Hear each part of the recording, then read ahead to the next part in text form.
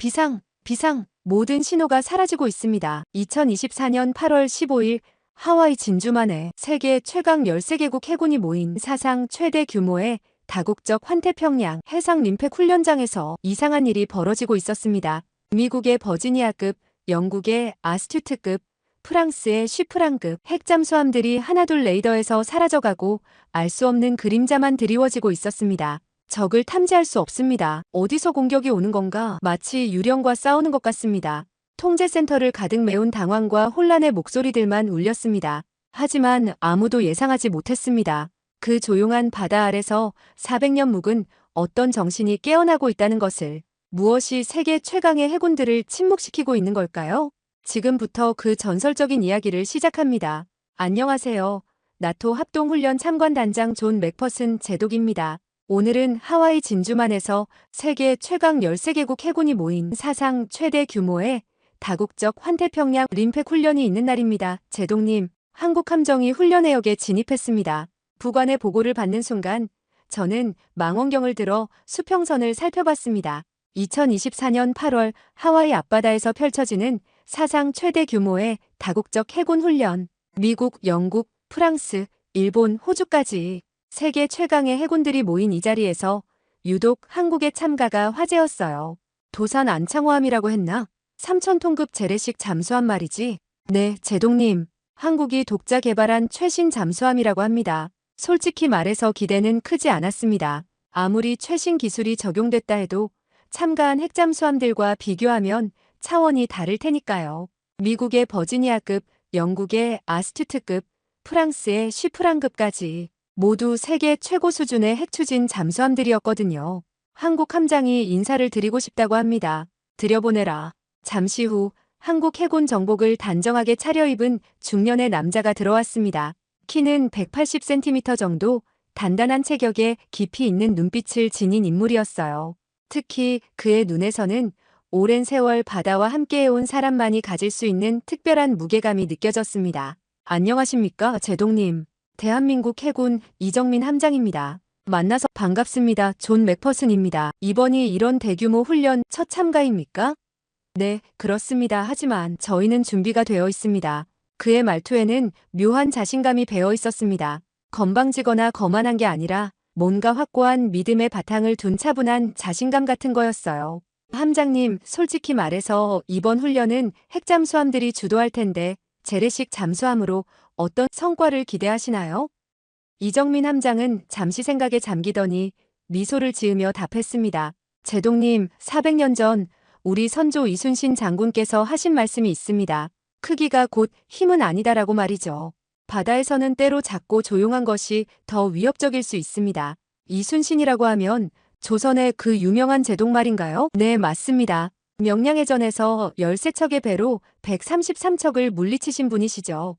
저희는 그 정신을 이어받아 싸웁니다. 정말 흥미로운 대답이었습니다. 현대전에서 400년 전 전술을 언급하다니. 하지만 그의 진지한 표정을 보니 이는 단순한 정신적 자세가 아니라 실제 전술 체계와 연결된 것 같았어요. 구체적으로 어떤 전략을 갖고 계신지 궁금하군요. 죄송하지만 그건 말씀드릴 수 없습니다. 다만 한 가지는 약속드릴 수 있어요. 저희가 여기 온 이상 반드시 의미 있는 결과를 보여드리겠습니다. 대화를 나누는 동안 저는 이상한 느낌을 받았습니다. 이 함장에게는 뭔가 특별한 것이 있었어요. 겸손하면서도 당당하고 차분하면서도 강인한 의지를 품고 있는 사람이었습니다. 훈련 규칙은 이미 숙지하셨겠지만 다시 한번 설명드리죠. 총 13척의 잠수함이 참가하고 목표는 상대방을 먼저 탐지해서 모의 공격으로 무력화시키는 겁니다. 마지막까지 살아남는 함정이 승리하는 거죠. 알겠습니다. 저희도 최선을 다하겠습니다. 이정민 함장이 나가고 난 후 저는 깊은 생각에 잠겼습니다. 뭔가 평범하지 않은 기운이 느껴졌거든요. 그의 눈빛에서 본 것은 단순한 자신감이 아니라 마치 이미 승리를 확신하고 있는 듯한 여유였습니다. 제독님, 한국 잠수함에 대한 정보를 더 수집해 볼까요? 그래, 도산 안창호함에 대해 알 수 있는 모든 자료를 가져와라. 1시간 후 정보 분석관이 두꺼운 파일을 들고 왔습니다. 제독님, 놀라운 사실들이 많습니다. 도산 안창호함은 한국이 완전 독자 기술로 건조한 3,000톤급 잠수함으로 국산화율이 76%에 달합니다. 그 정도면 상당한 수준이군. 더 놀라운 건 AIP 시스템입니다. 공기독립 추진장치로 최대 3주일간 자망이 가능하다고 합니다. 그리고 분석관이 말을 멈췄습니다. 뭔가 더 있나? SLBM 수직 발사관 6기가 탑재되어 있습니다. 재래식 잠수함에 이런 장비가 있는 건 전 세계에서 매우 드문 일입니다. 그 순간 저는 왜 이정민 함장이 그토록 자신만만했는지 이해할 수 있었습니다. 도산 안창호함은 단순한 재래식 잠수함이 아니었어요. 첨단 기술의 집합체였고 전략적 가치를 지닌 무기체계였던 겁니다. 한국 해군의 잠수함 전술에 대한 자료는 있나? 그게 정말 흥미로운 부분입니다. 제동님. 한국 해군은 이순신의 전술을 현대적으로 재해석한 독특한 교리를 갖고 있습니다. 어떻게 400년 전 전술이 현대 잠수함전에 적용될 수 있을까 싶었지만 이제 조금씩 윤곽이 보이기 시작했습니다. 내일 시작될 훈련이 예상보다 훨씬 흥미로울 것 같았어요. 창밖으로 보이는 태평양이 고요했습니다. 하지만 그 고요한 바다 아래에서 곧 벌어질 일들을 생각하니 가슴이 두근거렸어요. 특히 한국의 도산 안창호함이 어떤 모습을 보여줄지 정말 궁금했습니다. 이순신의 후예들이 현대의 바다에서 과연 어떤 기적을 일으킬 수 있을까요? 제동님, 모든 잠수함이 출항을 완료했습니다. 훈련 당일 오전 6시, 진주만 통제센터는 긴장감으로 가득했습니다. 대형 전광판에는 참가한 13척의 잠수함 위치가 실시간으로 표시되고 있었어요. 미국의 버지니아급 2척, 영국의 아스튜트급, 프랑스의 쉬프랑급, 일본의 소류급, 호주의 콜린스급까지, 그리고 그 중앙에 조그맣게 표시된 한국의 도산 안창호함. 각 함정의 현재 상황은 어떤가? 모든 함정이 정상적으로 작전 해역에 전개되고 있습니다. 다만 작전 참모가 말을 멈췄습니다. 뭔가 문제가 있나? 도산 안창호함의 신호가 점점 약해지고 있습니다. 마치 의도적으로 스텔스 모드에 들어가는 것 같습니다. 저는 전광판을 주의 깊게 살펴봤습니다. 다른 함정들은 모두 뚜렷한 신호를 보내고 있는데 유독 도산 안창호함만 희미하게 깜빡거리더니 결국 완전히 사라져버렸어요. 통신은 정상인가? 정상입니다. 하지만 위치 신호는 완전히 차단된 상태입니다. 바로 그때 일본 해상자위대 소류급 잠수함에서 긴급 통신이 들어왔습니다. 통제센터, 여기는 하루카제입니다. 이상한 음향 신호를 감지했습니다. 구체적으로 설명하시오. 매우 미약한 신호인데 마치 고래 소리 같기도 하고. 잠시만요, 뭔가 이상합니다. 그 순간 전광판에서 하루카제호의 신호가 빨간색으로 바뀌었습니다. 격침 판정을 의미하는 신호였어요. 하루카제, 상황 보고하라. 통신기에서 당황한 목소리가 흘러나왔습니다. 공격받았습니다. 어뢰 공격을 받았는데 공격자를 전혀 탐지하지 못했습니다. 통제센터는 순식간에 술렁거렸습니다. 훈련 시작 불과 30분 만에 첫 격침이 일어났는데 공격자를 누구도 확인하지 못한 거였어요. 다른 함정들, 주변에 적 함정을 포착한 곳이 있나? 각 함정에서 차례로 보고가 올라왔지만 모두 동일한 답변이었습니다. 탐지 불가능. 그때 잔잔한 목소리가 통신기를 타고 흘러나왔습니다. 통제센터, 여기는 도산 안창호함입니다. 이정민 함장의 차분한 음성이었어요. 도산 안창호함, 상황을 보고하라. 첫 번째 목표를 무력화했습니다. 하루카제호가 격침 판정을 받았습니다. 뭐라고? 자네가 공격한 것인가? 네, 그렇습니다. 통제센터는 정적에 휩싸였습니다. 모든 사람들이 서로를 바라보며 믿기 어렵다는 표정을 지었어요. 가장 작은 재래식 잠수함이 최신 일본 잠수함을 격침시켰다는 사실이 충격적이었거든요. 어떻게 그들을 탐지할 수 있었나? 다른 함정들은 아무도 자네를 발견하지 못했는데 이순신 장군께서 가르쳐주신 첫 번째 원칙입니다. 적을 알고 나를 알면 백전백승이라고 하셨죠. 무슨 의미인가? 저희는 3개월 전부터 이 해역의 모든 데이터를 수집했습니다. 해저 지형, 조류의 흐름, 수온 분포까지 완벽하게 파악했어요. 그리고 각 참가 함정의 운용 패턴도 연구했습니다. 정말 철저한 준비였습니다. 하지만 그것만으로는 완전한 은밀성을 설명할 수 없었어요. 자네는 어떻게 그토록 완벽하게 숨을 수 있었나? 바다와 하나가 되는 것입니다. 이순신 장군께서 명량에서 보여주신 지혜죠. 바다를 적으로 여기지 말고 친구로 만드는 것입니다. 그 순간 저는 깨달았습니다. 도산 안창호함이 단순히 첨단 기술에만 의존하는 게 아니라 바다의 자연스러운 흐름을 이용하고 있다는 사실을 말이에요. 현재 위치를 보고하라. 죄송하지만 그건 말씀드릴 수 없습니다. 아직 작전이 진행 중이니까요. 통신이 끊어진 후 저는 급히 정보 분석팀을 불렀습니다. 하루카제가 격침된 지점의 해저 지형을 분석해봐라. 이미 확인했습니다, 제동님. 그 지점은 해저 협곡과 해산이 복잡하게 얽힌 구역입니다. 조류도 매우 불규칙하고요. 그렇다면 도산 안창호함이 그 지형을 이용해 숨었다는 뜻인가? 가능성이 높습니다. 하지만 그렇게 정밀한 항법을 하려면 해당 해역을 완벽하게 알고 있어야 합니다. 바로 그때 두 번째 긴급 통신이 들어왔습니다. 이번에는 프랑스 해군의 쉬프랑급 잠수함이었어요. 통제센터, 여기는 쉬프랑입니다. 우리도 공격받았습니다. 또다시 전광판에서 한 개의 신호가 빨간색으로 바뀌었습니다. 공격자를 확인했나? 전혀요. 마치 바다 밑에서 갑자기 나타난 것 같았습니다. 두 번째 격침. 이제 상황이 심각해졌습니다. 도산 안창호함이 단순한 행운으로 승리하는 게 아니라는 걸 모두가 깨달았거든요. 잠시 후 다시 이정민 함장의 목소리가 들려왔습니다. 두 번째 목표도 무력화했습니다.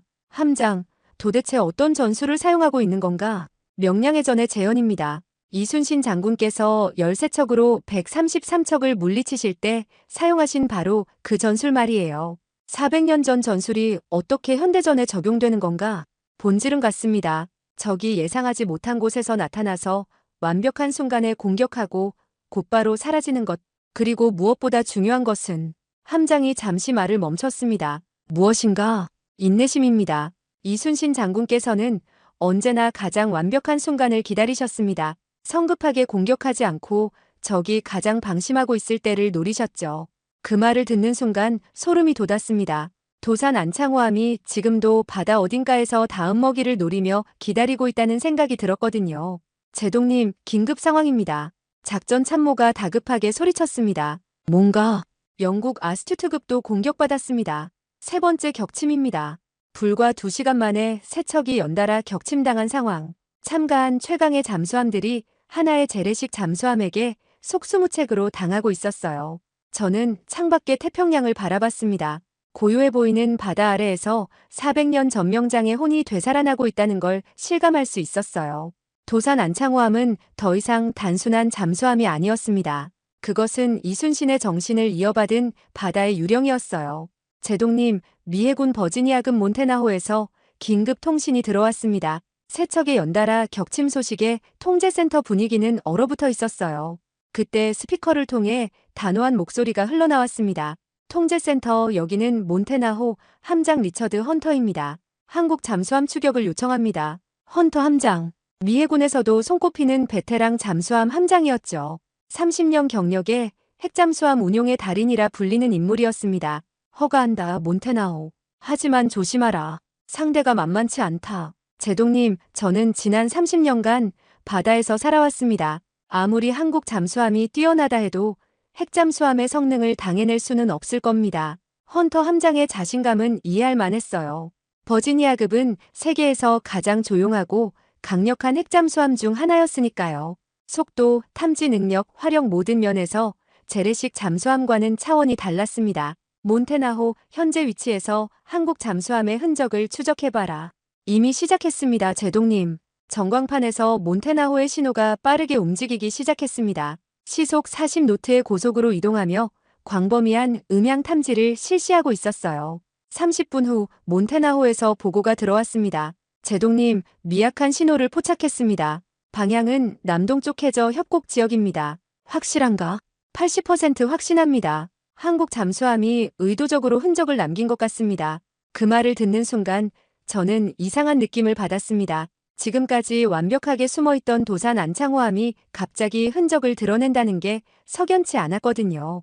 혹시 함정이 아닐까? 너무 쉽게 발견된 것 같은데. 고려해봤습니다만 저희 소나 시스템은 세계 최고입니다. 가짜 신호와 진짜를 구별할 수 있어요. 몬테나호는 계속 남동쪽으로 향했습니다. 그때 해저 지형 분석 결과가 올라왔어요. 제동님, 몬테나호가 향하고 있는 지역은 매우 복잡한 해저 지형입니다. 깊은 협곡과 해산이 미로처럼 얽혀있는 곳이에요. 위험하지 않나? 일반적으로는 탐지에 불리한 지역입니다. 음파가 복잡하게 반사되어 정확한 위치 파악이 어려워지거든요. 바로 그때 몬테나호에서 흥분한 보고가 들어왔습니다. 제동님, 한국 잠수함을 시각적으로 확인했습니다. 거리 3km. 정말인가? 네. 도산 안창호함이 해저 협곡 입구에서 천천히 이동하고 있습니다. 통제센터의 긴장감이 감돌았습니다. 드디어 바다의 유령이 모습을 드러낸 거였어요. 공격 준비를 하라, 몬테나호. 이미 준비 완료했습니다. 어뢰 발사관 개방, 조준 완료. 그런데 이상했습니다. 도산 안창호함이 도망가지 않고 천천히 협곡 안쪽으로 들어가고 있었거든요. 왜 도망가지 않는 거지? 아마 우리를 발견하지 못한 것 같습니다. 좋은 기회입니다. 발사하라. 어뢰 발사. 모든 사람이 전광판을 응시했습니다. 어뢰가 도산 안창호함을 향해 고속으로 돌진하고 있었어요. 그런데 바로 그 순간 믿을 수 없는 일이 벌어졌습니다. 제동님, 표적이 사라졌습니다. 뭐라고? 도산 안창호함이 갑자기 흔적도 없이 사라져버렸습니다. 어뢰가 빈 바다를 향해 날아가고 있어요. 그때 차분한 목소리가 통신기를 타고 흘러나왔습니다. 이정민 함장이었어요. 몬테나호, 잘 들어보십시오. 누구냐? 도산 안창호함 함장 이정민입니다. 방금 여러분이 본 것은 환상입니다. 환상이라고? 네.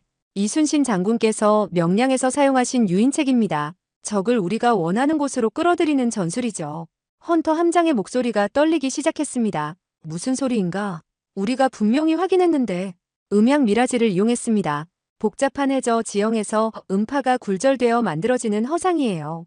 저희는 처음부터 다른 곳에 숨어 있었습니다. 그 순간 제가 깨달았습니다. 도산 안창호함이 의도적으로 흔적을 남긴 이유를 말이에요. 몬테나호를 특정 지역으로 유인하기 위한 함정이었던 거죠. 몬테나호, 즉시 그 지역을 벗어나라. 하지만 이미 늦었습니다. 제동님, 우리 후방에서 어뢰 공격이 들어오고 있습니다. 뭐? 어디서? 모릅니다. 갑자기 나타났어요. 전광판에서 몬테나호의 신호가 빨간색으로 바뀌었습니다. 네 번째 격침이었어요. 이런, 어떻게 된 거냐? 이정민 함장의 설명이 이어졌습니다. 몬테나호가 추격하는 동안 저희는 해저 협곡의 반대편으로 이동했습니다. 여러분이 허상을 쫓는 사이에 뒤로 돌아간 거죠. 그런 정밀한 기동이 어떻게 가능한가? 3개월 동안 이 해역을 연구했습니다. 모든 조류와 해저 지형을 머릿속에 그려놨어요. 이순신 장군께서 명량 해협을 완벽히 알고 계셨던 것처럼 말입니다. 정말 소름 끼치는 준비성이었습니다. 하지만 헌터 함장은 쉽게 포기하지 않았어요. 제동님, 저희가 당했지만 한 가지는 확실해졌습니다. 한국 잠수함의 정확한 위치를 알아냈거든요. 어디인가? 협곡 서쪽 출구 지점입니다. 이제 도망칠 곳이 없어요. 몬테나호가 마지막 반격을 시도하는 순간이었습니다. 비상부상, 모든 어뢰 발사 준비. 하지만 이정민 함장은 이것까지 예상하고 있었던 것 같았어요. 헌터 함장님, 한 가지 놓친 게 있습니다. 뭐냐? 이순신 장군께서는 항상 여러 단계 앞을 내다보셨습니다. 여러분의 반격까지 이미 계산에 포함되어 있었어요. 그 순간 몬테나호 주변에서 폭발음이 연달아 터졌습니다. 제동님, 우리 주변에 어뢰가 한 발이 아니라 여러 발입니다. 전방이 공격받고 있습니다. 순식간에 몬테나호는 완전히 무력화되었습니다. 통제센터는 충격에 휩싸였어요. 도대체 어떻게 그런 공격이 가능한가? 이정민 함장이 차분히 설명했습니다. SLBM 수직 발사관을 어뢰 발사에도 활용할 수 있습니다. 6발을 동시에 발사해서 포위망을 만든 거죠. 정말 기발한 전술이었습니다. 전략 미사일용 발사관을 어뢰전에 응용한 거였으니까요. 이것이 바로 명량의 정신입니다. 열세한 상황에서도 지혜와 용기로 승리를 만들어내는 것. 이순신 장군께서 보여주신 바로 그 기적을 현대에 되살려낸 겁니다. 4척 격침. 이제 남은 건 8척 뿐이었어요. 하지만 모두가 알고 있었습니다. 진짜 사냥은 이제부터 시작이라는 걸 말이에요. 바다 어딘가에서 도산 안창호함이 다음 먹이를 노리고 있었습니다. 제동님, 남은 잠수함들이 긴급 작전 회의를 요청했습니다. 4척의 연달은 격침 후 각국 함장들의 목소리에는 당황함이 역력했어요. 호주 해군 콜린스급 함장이 먼저 입을 열었습니다. 통제센터, 여기는 콜린스급 시드니호입니다. 현재 상황이 예상을 완전히 벗어났습니다. 연합작전을 제안합니다. 독일 해군 2A급 함장도 동조했어요. 동감입니다. 한국 잠수함을 개별적으로 상대하기엔 너무 위험합니다. 함께 행동해야 합니다. 좋은 생각이다. 연합작전을 허가한다. 곧 남은 8척의 잠수함들이 하나의 대형으로 집결하기 시작했습니다. 넓은 원형 진영을 만들어 서로를 엄호하면서 도산 안창호함을 수색하는 전술이었어요. 이제 한국 잠수함도 어쩔 수 없을 거야. 아무리 뛰어나도 8척을 동시에 상대할 순 없으니까. 정보 분석관이 자신만만하게 말했지만 저는 왠지 불안한 느낌을 떨칠 수 없었어요. 지금까지 이정민 함장은 항상 우리보다 한 수 앞서 있었거든요. 각 함정 간격은 얼마나 되나? 대략 3km씩 떨어져 있습니다. 서로 소나로 연결되어 있어 완벽한 감시망을 구성했어요. 바로 그때 도산 안창호함에서 통신이 들어왔습니다. 통제센터, 여기는 이정민입니다. 함장, 이제 연합작전이 시작됐네. 자네도 곤란할 것 같은데? 이정민 함장의 목소리에는 여전히 여유가 묻어 있었어요. 제동님, 이순신 장군께서 가장 즐겨 사용하신 전술이 무엇인지 아십니까? 뭔가 각계격파입니다. 연합한 적을 하나씩 떼어내서 개별적으로 무찌르는 것이죠. 하지만 지금은 8척이 서로를 엄호하고 있다. 어떻게 개별적으로 공격할 수 있겠나? 곧 보시게 될 겁니다. 통신이 끊어진 후 30분 정도 고요했습니다. 8척의 연합함대가 천천히 수색을 진행하고 있었어요. 그런데 갑자기 이상한 일이 벌어졌습니다. 제동님, 독일 함정에서 기관 고장 신호가 들어왔습니다. 기관 고장? 예, 갑자기 추진력이 떨어져서 대열에서 뒤처지고 있다고 합니다. 전광판을 보니 독일 1위 A급이 점점 뒤로 밀려나고 있었어요. 다른 함정들과의 거리가 벌어지기 시작했습니다. 다른 함정들은 기다리지 않나 대형 유지가 우선이라고 판단한 것 같습니다. 독일 함정만 홀로 뒤처지고 있어요. 바로 그때 깨달았습니다. 이것이 함정이라는 걸 말이에요. 독일 함정에 즉시 경고하라. 그건 함정이다. 하지만 이미 늦었습니다. 제동님, 독일 1위 A급이 공격받았습니다. 5번째 격침. 뒤처진 독일 잠수함이 순식간에 무력화된 거였어요. 이정민 함장의 목소리가 다시 들려왔습니다. 첫 번째 각계격파 완료입니다. 어떻게? 기관 고장은 전자기 방해를 일으켰습니다. 잠시 동안 독일 함정의 전자계통에 혼선을 일으켜 추진력을 약화시킨 거죠. 그런 게 가능한가? 도산 안창호함에는 전자전 장비도 탑재되어 있습니다. 이순신 장군께서 적의 진영을 교란시키던 것의 현대적 버전이라고 할 수 있죠. 정말 치밀한 계획이었습니다. 연합함대의 약한 고리를 찾아서 그곳을 먼저 공격한 거였어요. 남은 함정들, 즉시 대형을 재정비하라. 하지만 연합함대는 이미 동요하기 시작했습니다. 서로를 의심하며 간격을 좁히려 하자 오히려 기동력이 떨어졌어요. 제동님, 이상합니다. 네덜란드 함정의 소나 신호가 불안정합니다. 또 전자방해인가? 아니에요. 이번엔 다른 방식인 것 같습니다. 곧 네덜란드 함장의 당황한 목소리가 들려왔습니다. 통제센터, 우리 소나에 이상한 신호가 계속 들어오고 있습니다. 마치 고래소리 같은데. 고래소리? 아니다. 이건 인공적인 소음입니다. 우리 소나를 교란시키고 있어요. 또 다른 교란 전술이었습니다. 이번에는 음향 방해를 통해 네덜란드 잠수함의 탐지 능력을 무력화시킨 거였어요. 소나가 작동하지 않으면 눈과 귀를 잃은 것과 같습니다. 다른 함정들과 연락이 안 돼요. 네덜란드 잠수함이 혼란에 빠진 사이 또 다른 공격이 들어왔습니다. 6번째 격침입니다. 이정민 함장이 차분히 설명했습니다. 이순신 장군께서는 항상 적의 감각을 마비시키셨습니다. 안개나 야음을 이용해서 적이 우리를 볼 수 없게 만드셨죠. 현대전에서는 전자전과 음향전이 같은 역할을 합니다. 연합함대는 점점 무너져갔습니다. 6척이 남았지만 서로를 제대로 엄호할 수 없는 상황이 되었거든요. 제동님, 캐나다 함정도 이상 신호를 보내고 있습니다. 이번에는 또 다른 방식의 공격이었어요. 캐나다 빅토리아급 주변 수온이 급격히 변화하고 있다는 보고가 들어왔습니다. 수온 변화? 인위적으로 온수를 방출하고 있는 것 같습니다. 열 추적 시스템이 혼란에 빠졌어요. 정말 기발한 전술이었습니다. 해수의 온도 차이를 만들어서 상대방의 열 탐지 시스템을 무력화시킨 거였죠. 캐나다 함정, 즉시 그 지역을 벗어나라. 하지만 이미 늦었습니다. 7번째 격침이 발표되었어요. 이제 남은 건 5척 뿐이었습니다. 연합함대는 완전히 와해되었고 각자 도생의 상황이 되어버렸어요. 이것이 각계격파의 진수입니다. 이정민 함장이 설명했습니다. 연합을 와해시키고 개별적으로 약점을 공략하며 적이 서로를 의심하게 만드는 것. 이순신 장군께서 왜구들을 상대로 사용하셨던 바로 그 전술입니다. 저는 전광판을 바라보며 감탄할 수밖에 없었어요. 세계 최강의 해군들이 하나의 재래식 잠수함에게 완전히 농락당하고 있었거든요. 남은 함정들은 어떻게 할 텐가? 아마 다시 연합을 시도하겠지만 이미 서로에 대한 신뢰가 깨졌습니다. 진짜 연합은 불가능할 거예요. 정말로 그랬습니다. 남은 5척은 서로 떨어져서 개별 행동을 하기 시작했어요. 연합의 힘은 완전히 사라져버렸습니다. 바다 어딘가에서 도산 안창호함이 다음 타겟을 노리고 있었습니다. 각계격파의 두 번째 라운드가 곧 시작될 것 같았어요. 제동님, 남은 5척의 함장들이 긴급 화상회의를 요청했습니다. 7척의 연달은 격침 후 통제센터의 분위기는 무거웠어요. 대형 스크린에 남은 5명의 함장들이 나타났습니다. 모두의 얼굴에는 긴장과 결의가 동시에 묻어 있었죠. 호주 해군 톰슨 함장이 먼저 입을 열었습니다. 제동님, 솔직히 말해서 우리는 지금 절대절명의 위기에 처해 있습니다. 이탈리아 해군 로시 함장도 고개를 끄덕였어요. 한국 잠수함의 능력은 우리 예상을 완전히 뛰어넘었습니다. 하지만 포기할 수는 없어요. 노르웨이 해군 올센 함장이 단호하게 말했습니다. 우리는 각자 자국 해군의 자존심을 걸고 여기 왔습니다. 끝까지 싸워야 합니다. 스웨덴 해군 안데르센 함장도 동조했어요. 동감입니다. 비록 7척이 격침당했지만 우리는 아직 살아있습니다. 반격할 기회를 찾아야 해요. 마지막으로 스페인 해군 가르시아 함장이 말했습니다. 한 가지 확실한 건 한국 잠수함도 완벽하지 않다는 겁니다.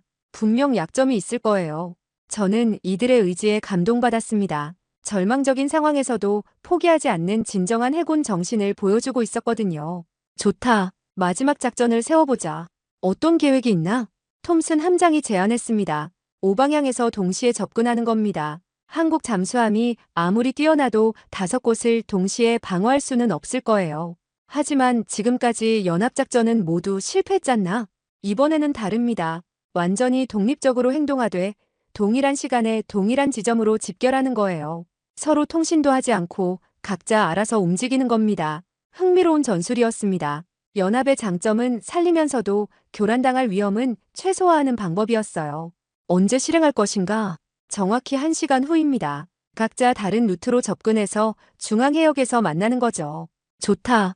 허가한다. 화상회의가 끝나고 5척의 잠수함들이 각기 다른 방향으로 흩어지기 시작했습니다.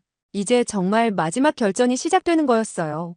그때 도산 안창호함에서 통신이 들어왔습니다. 제동님, 흥미로운 전술이군요. 이정민 함장의 목소리에는 여전히 여유가 있었어요. 이제 5척이 동시에 달려든다. 자네도 어려울 것 같은데? 제동님, 이순신 장군께서 한산도해전에서 보여주신 하객진 전법을 아십니까?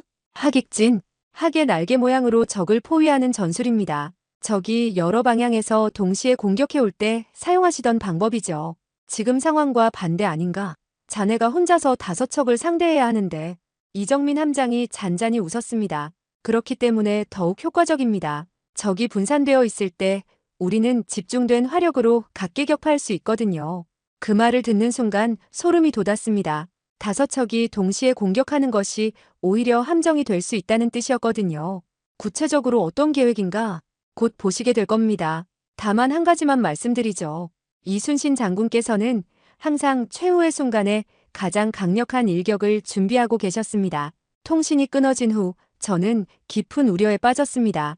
5 함장들의 용기 있는 결심이 오히려 함정이 될 수도 있다는 생각이 들었거든요. 40분이 지났을 때 각 함정에서 보고가 들어오기 시작했습니다. 호주 함정, 목표 지점까지 20km 접근 중.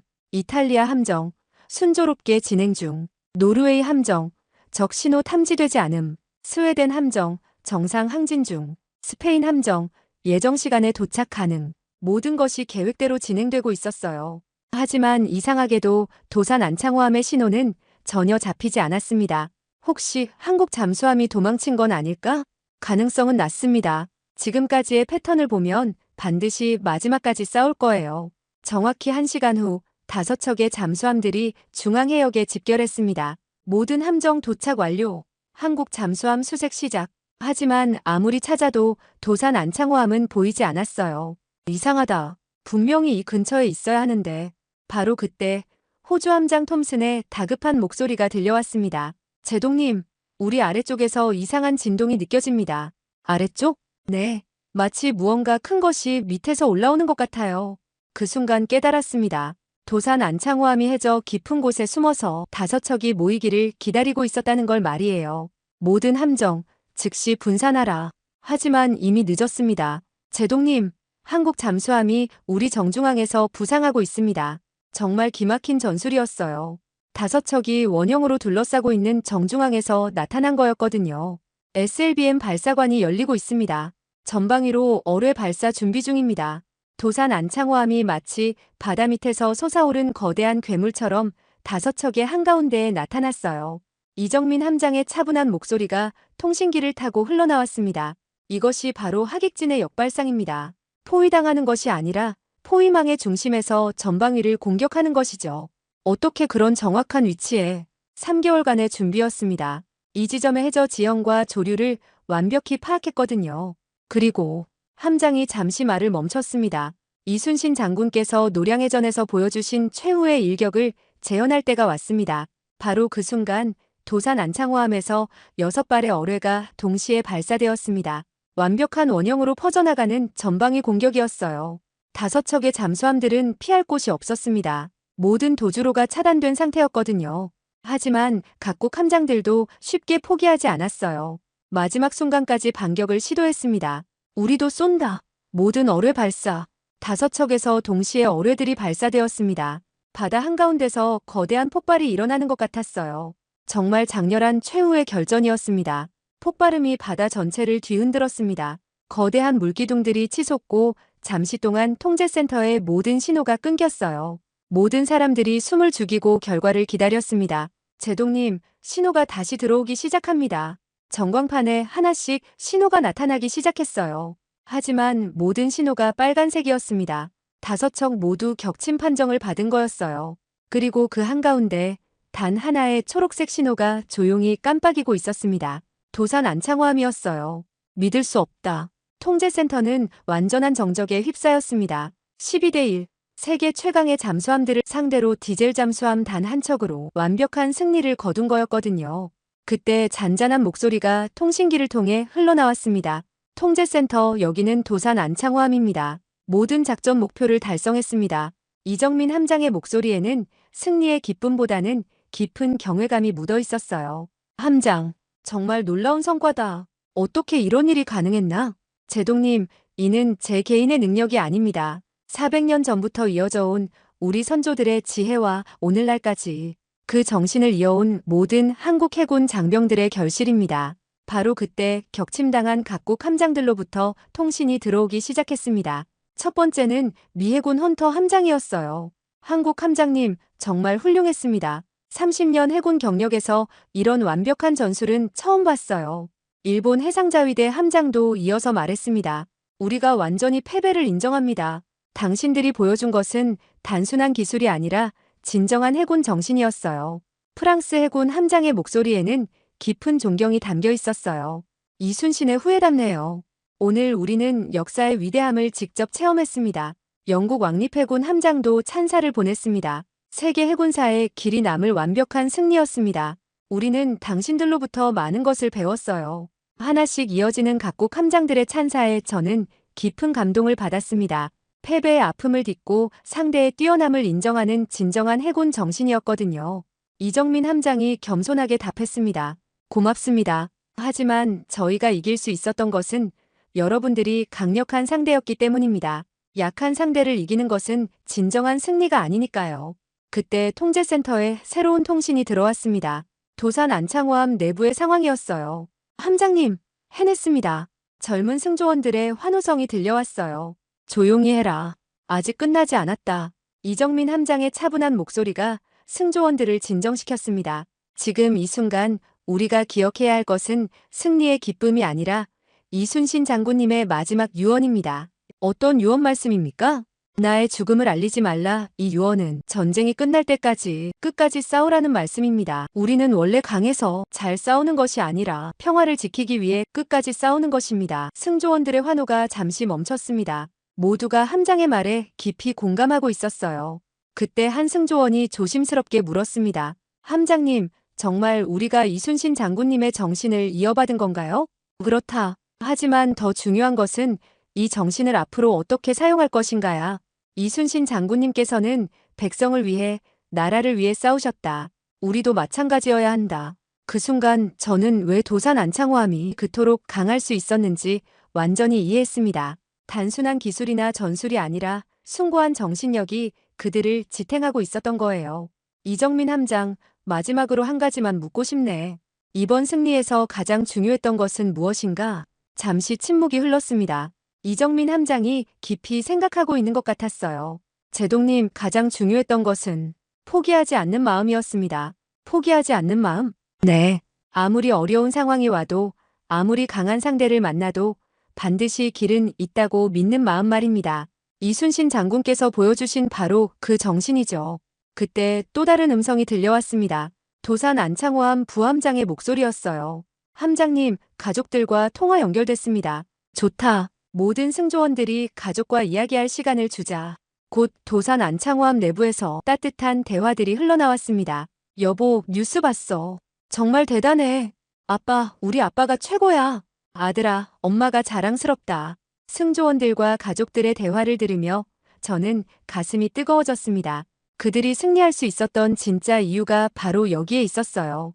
사랑하는 사람들을 지키고 싶은 마음, 조국을 위한 헌신, 그리고 동료에 대한 믿음이었습니다. 제동님, 한국해군본부에서 축하 메시지가 도착했습니다. 읽어보게. 도산 안창호함 전 승조원들에게 여러분들이 오늘 보여준 것은 단순한 훈련 성과가 아닙니다. 400년을 이어온 우리 해군의 정신이 여전히 살아있음을 전 세계에 증명한 역사적 순간이었습니다. 이순신 장군님도 분명 자랑스러워 하실 것입니다. 메시지를 듣는 동안 도산 안창호함 내부는 조용했습니다. 모든 승조원들이 이 순간의 의미를 깊이 새기고 있는 것 같았어요. 마침내 이정민 함장이 입을 열었습니다. 제동님, 그리고 참가해주신 모든 함장님들께 감사드립니다. 오늘 우리가 보여드린 것은 한국만의 것이 아닙니다. 바다를 사랑하고 평화를 지키고자 하는 모든 해군의 공통된 정신입니다. 함장의 말이 옳다. 오늘 우리 모두가 배운 것은 기술이 아니라 정신이었어. 훈련이 공식 종료되자 각국 함정들이 하나둘 수면으로 부상하기 시작했습니다. 그리고 마지막으로 도산 안창호함이 위엄있게 모습을 드러냈어요. 그 순간 저는 확신했습니다. 오늘 우리가 목격한 것은 단순한 훈련 결과가 아니라 해군사에 영원히 남을 전설의 탄생이라는 걸 말이에요. 바다 위에 고요가 찾아왔지만 그 고요 속에는 승리의 감동과 새로운 희망이 가득했습니다. 훈련이 끝난 지 48시간 후 펜타곤 긴급전략회의실은 그 어느 때보다 긴장감이 감돌고 있었습니다. 미 해군 최고위 장성들과 국방부 고위 관료들이 모두 모인 자리였어요. 제독들, 우리가 목격한 것은 단순한 훈련 결과가 아닙니다. 해군 참모총장 윌리엄 데이비스 대장이 무거운 목소리로 회의를 시작했습니다. 한국 해군이 보여준 전술은 우리가 지금까지 알고 있던 모든 상식을 뒤바꾼 겁니다. 저는 일어나서 지난 이틀간의 분석 결과를 보고했습니다. 참모총장님, 도산 안창호함의 성과는 우연이 아니었습니다. 3개월간의 철저한 준비와 400년 된 전술의 현대적 재해석이 만든 완벽한 결과물이었어요. 대형 스크린에 분석 자료가 펼쳐졌습니다. 특히 주목할 점은 그들의 통합 전술 체계입니다. 전자전, 음향전, 심리전을 하나로 묶어서 운용하는 방식은 지금까지 본 적이 없는 혁신이었습니다. 정보 담당 제독이 추가 보고를 했어요. 더 놀라운 건 각국 해군의 반응입니다. 벌써 7개국에서 한국과의 기술 교류를 공식 요청했습니다. 어떤 나라들인가? 영국이 가장 먼저 움직였습니다. 왕립해군 참모총장이 직접 서울을 방문하겠다고 발표했어요. 프랑스도 한국해군 교관 파견을 요청했고 독일은 합동 연구 프로젝트를 제안했습니다. 정말 놀라운 변화였습니다. 불과 이틀 전만 해도 한국을 하위 파트너 정도로 여겼던 서구 해군들이 이제는 스승으로 모시려 하고 있었거든요. 아시아 지역의 반응은 어떤가? 더욱 즉각적입니다. 일본 해상자위대는 내년도 합동훈련 일정을 대폭 늘리겠다고 발표했고 호주는 한국형 AIP 시스템 도입을 검토 중입니다. 그때 긴급 뉴스가 대형 스크린에 띄워졌습니다. CNN 속보 유럽연합 해군사령부 한국과 전략적 파트너십 협정 체결 발표. BBC 뉴스 영국 국방부 한국 해군 전술을 왕립해군대학 정식 교육과정에 포함 결정. 로이터 통신 나토 해군사령부 긴급전략회의 소집. 주제는 21세기 잠수함 전술의 새로운 패러다임. 전 세계가 움직이고 있었습니다. 그때 국방장관이 들어왔습니다. 제독들, 백악관에서 지시가 내려왔습니다. 대통령께서 한국과의 해군 기술 협력을 최우선 과제로 추진하라고 하셨습니다. 회의실 분위기가 더욱 진지해졌어요. 구체적으로 어떤 지시입니까? 첫째, 한국 해군과의 합동 연구 프로젝트 즉시 착수. 둘째, 우리 해군 교육과정의 이순신 전술학 신설. 셋째, 내년 림팩 훈련에서 한국을 공동주관국으로 초청하라는 지시입니다. 바로 그때 제 휴대전화가 울렸습니다. 이정민 함장으로부터 온 메시지였어요. 제동님, 브뤼셀 나토 본부에서 특별 강연 요청이 왔습니다. 세계 해군 지휘관들 앞에서 이순신 전술에 대해 설명해달라고 하네요. 저는 즉시 답장을 보냈습니다. 꼭 참석하겠네. 전 세계가 자네들로부터 배우고 싶어 한다. 2주일 후 브뤼셀 나토 본부 대강당. 역사상 가장 많은 해군 지휘관들이 모인 자리였어요. 미국, 영국, 프랑스, 독일, 이탈리아, 일본, 호주 총 32개국에서 100여 명의 제독과 함장들이 참석했습니다. 무대에 이정민 함장이 올랐을 때 강당은 완전한 정적에 휩싸였어요. 모든 사람들이 숨을 죽이고 그를 바라보고 있었습니다. 안녕하십니다. 대한민국 해군 이정민입니다. 완벽한 영어 발음이었어요. 오늘 이 자리에 함께할 수 있어 영광입니다. 하지만 제가 여러분께 소개할 것은 새로운 기술이 아닙니다. 그가 잠시 말을 멈췄습니다. 400년 전부터 이어져 온 우리 선조들의 지혜입니다. 스크린에 이순신 장군의 초상화가 나타났습니다. 이순신, 조선의 제독. 그는 23번 싸워 23번 모두 승리한 불패의 기록을 남겼습니다. 강당에서 탄성이 터져나왔습니다. 하지만 중요한 것은 승리 자체가 아니었습니다. 그 속에 담긴 철학이었죠.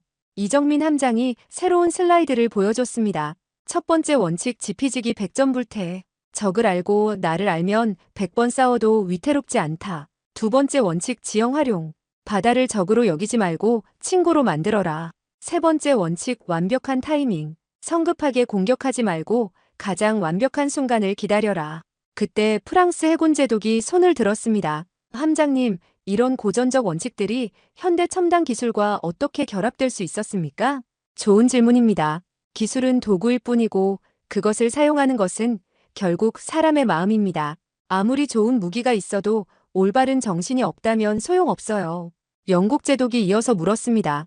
그렇다면 가장 중요한 것은 무엇입니까?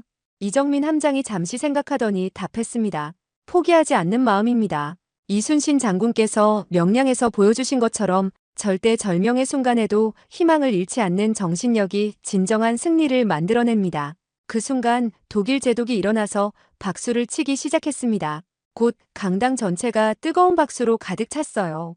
강연이 끝난 후 각국 제독들이 이정민 함장 주위로 몰려들었습니다. 모두가 한국과 협력하고 싶다는 뜻을 전했죠. 저도 다가가서 악수를 나눴습니다. 함장, 정말 놀라운 강연이었네. 그런데 한 가지 더 궁금한 게 있어. 무엇입니까? 이번 성공 후에 한국 해군은 어떤 계획을 갖고 있나? 이정민 함장이 미소를 지었습니다. 제독님, 저희 목표는 세계 최강이 되는 것이 아닙니다. 세계 평화에 기여하는 것입니다. 이순신 장군께서도 백성을 지키기 위해 싸우셨거든요. 그 말을 듣는 순간 저는 왜 한국 해군이 그토록 강할 수 있었는지 완전히 이해했습니다. 한 달 후 워싱턴 포스트 일면에 이런 기사가 실렸습니다. 한국 해군의 이순신 현상, 세계 해군 패러다임을 바꾸다. 미 해군, 한국식 전술 교육과정 신설. 동양의 지혜가 서양 기술과 만나다. 나토 공식 교범에 한국 잠수함 전술 포함. 400년 전 명량해전이 현대에 되살아나다. 이제 전 세계가 알고 있었습니다. 진정한 강함은 기술이 아니라 정신에서 나온다는 것을. 그리고 그 정신은 한국의 바다에서 400년 동안 살아 숨쉬고 있었다는 것을 말이에요. 도산 안창호함의 전설은 이제 시작일 뿐이었습니다.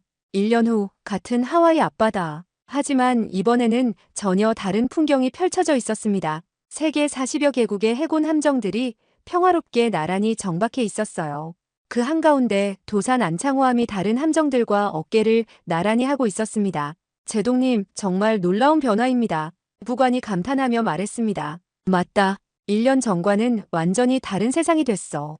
저는 망원경으로 각국 함정들을 살펴봤습니다. 미국의 버지니아급 옆에는 한국의 차세대 잠수함이 정박해 있었고, 영국의 아스튜트급 근처에는 일본 해상자위대가 한국 기술을 도입한 신형 잠수함이 보였어요. 각국 해군 아카데미에서 이순신 학과정이 얼마나 확산됐나? 현재 32개국에서 정식 교육과정으로 채택했습니다. 특히 미국 해군사관학교에서는 동양해전사가 가장 인기 있는 선택 과목이 되었어요. 정말 놀라운 변화였습니다. 그때 익숙한 목소리가 통신기를 통해 들려왔습니다. 제동님 1년 만입니다. 이정민 함장이었어요. 하지만 이제는 단순한 함장이 아니었습니다. 한국 해군의 새로운 해양평화전략센터 센터장으로 승진한 상태였거든요. 함장. 아니, 이제는 센터장이라고 해야겠군. 1년 만이네. 그간 어땠나? 바빴습니다. 전 세계를 돌아다니며 강연하고 각국 해군과 기술 교류를 하느라 말이에요. 그 결과가 지금 우리 눈앞에 펼쳐진 광경이군. 정말 그랬습니다. 1년 전 치열한 경쟁을 벌였던 각국 해군들이 이제는 하나의 목표를 향해 협력하고 있었어요. 센터장, 가장 큰 변화는 무엇이라고 생각하나? 마음가짐의 변화입니다. 예전에는 서로를 경쟁자로 봤다면 이제는 동반자로 보고 있어요. 바다는 모든 인류가 공유하는 공간이라는 인식이 확산된 거죠. 바로 그때 특별한 통신이 들어왔습니다. 제동님들, 긴급 상황이 발생했습니다. 무슨 일인가? 남중국해에서 대형 화물선이 해적들에게 납치됐습니다. 승무원 23명이 인질로 잡혔어요. 1년 전이라면 각국이 자국의 이익을 따져가며 소극적으로 대응했을 겁니다. 하지만 지금은 달랐어요. 즉시 이정민 센터장의 제안이 들려왔습니다. 제동님들, 이순신 정신으로 대응해보면 어떨까요? 연합구조작전을 제안합니다. 동의합니다. 미 해군 제독이 즉시 호응했어요. 영국 해군도 참여하겠습니다. 프랑스도 마찬가지입니다. 일본, 호주, 독일까지 차례로 참여 의사를 밝혔습니다. 불과 몇 분 만에 다국적 연합구조함대가 구성된 거였어요. 작전명은 평화의 바다로 하겠습니다. 이정민 센터장이 제안했고 모두가 동의했습니다. 각국 함정은 이순신 전술에 따라 움직이겠습니다. 도산 안창호함이 지휘함 역할을 맡겠어요. 정말 놀라운 변화였습니다. 1년 전 모든 함정을 격침시켰던 도산 안창호함이 이제는 연합함대를 이끄는 기함이 된 거였어요. 센터장, 구체적인 작전 계획은 해적들의 위치를 파악한 후 다방면에서 동시에 포위하되 직접적인 충돌은 피하겠습니다. 이순신 장군의 심리전 전술을 사용해서 그들이 스스로 항복하도록 유도하는 거예요. 3시간 후 남중국해. 각국 함정들이 완벽한 포위망을 구성했습니다. 하지만 공격하지 않았어요. 대신 도산 안창호함에서 해적선에게 메시지를 보냈습니다. 여러분은 지금 전 세계 해군에 포위되어 있습니다. 하지만 우리는 싸우러 온 것이 아닙니다. 평화적 해결을 위해 대화하고 싶습니다. 놀랍게도 해적들이 응답했습니다. 대화라니. 무슨 대화를 하자는 거냐? 이정민 센터장이 직접 교신했습니다. 여러분들이 왜 이런 일을 하게 되었는지 듣고 싶습니다. 분명 이유가 있을 테니까요. 잠시 침묵이 흘렀습니다. 우리는 고향 어촌이 모두 파괴되어 생계를 잃었습니다. 어쩔 수 없이 이런 일을. 그렇다면 다른 방법을 찾아봅시다. 각국 해군이 여러분의 고향 재건을 도울 수 있어요. 정말 놀라운 제안이었습니다. 처벌이 아니라 도움을 제안한 거였어요. 정말 그런 게 가능합니까? 물론입니다. 바다는 모든 사람이 평화롭게 살 수 있는 공간이어야 해요. 이순신 장군께서 백성을 위해 싸우셨듯이 우리도 바다에서 생활하는 모든 사람들을 지켜야 합니다. 1시간 후 해적들이 무기를 내려놓고 인질들을 석방했습니다. 그리고 각국 해군은 약속대로 그들의 고향 재건을 돕기로 했어요. 센터장, 정말 놀라운 해결 방법이었어. 제동님, 이것이 바로 이순신 정신의 진수입니다. 적을 무찌르는 것이 아니라 적이 되지 않도록 만드는 것이죠. 그날 저녁 각국 함정들이 다시 하와이로 돌아왔을 때 모든 승조원들의 얼굴에는 뿌듯함이 가득했어요. 진정한 승리를 맛본 기쁨이었습니다. 센터장, 한 가지 묻고 싶은 게 있다. 무엇입니까? 1년 전 훈련에서 보여준 것과 오늘 보여준 것, 어느 쪽이 더 의미 있다고 생각하나? 이정민 센터장이 잠시 생각하더니 답했습니다. 1년 전에는 한국 해군의 강함을 보여줬다면 오늘은 전 세계 해군의 위대함을 보여준 것 같습니다. 어떤 위대한 말인가? 서로 다른 나라, 서로 다른 문화를 가진 해군들이 하나의 목표를 위해 뭉칠 수 있다는 것. 그리고 그 목표가 파괴가 아니라 구원이라는 것이죠. 그때 젊은 한국 해군 장교가 다가왔습니다. 센터장님, 가족들과 영상통화 연결됐습니다. 스크린에 이정민 센터장의 가족이 나타났어요. 부인과 두 아이가 환하게 웃고 있었습니다. 여보, 뉴스 봤어요. 정말 자랑스러워요. 아빠, 우리 아빠가 세계 평화를 지키는 거야?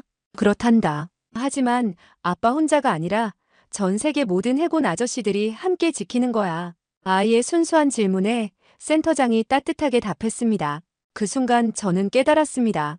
도산 안창호함의 진정한 승리는 1년 전 훈련에서의 완벽한 전술이 아니라 오늘처럼 전 세계를 하나로 만드는 정신력이었다는 것을 말이에요. 센터장, 이순신 장군께서 지금 상황을 보신다면 뭐라고 하실 것 같나? 이정민 센터장이 바다를 바라보며 천천히 답했습니다. 나라를 지키는 것이 바다를 지키는 것이다라고 하셨을 겁니다. 하지만 이제는 세계를 지키는 것이 바다를 지키는 것이라고 말할 수 있을 것 같아요. 그날 밤 저는 함교에서 홀로 바다를 바라봤습니다. 별빛이 바다 위에 은빛길을 만들고 있었어요.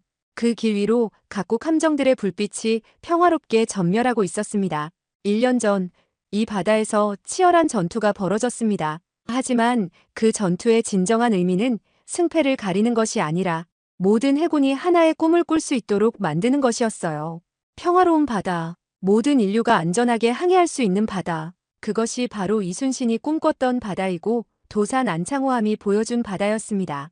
이제 그 꿈은 현실이 되었습니다. 400년 전 명량의 정신이 현재의 바다에서 영원한 평화로 되살아난 거예요. 도산 안창호함은 더 이상 바다의 유령이 아니었습니다. 그것은 평화의 수호자, 희망의 상징, 그리고 모든 인류가 함께 만들어가는 아름다운 미래의 시작이었습니다. 바다는 영원하고 그 바다 위에 평화도 영원할 것입니다.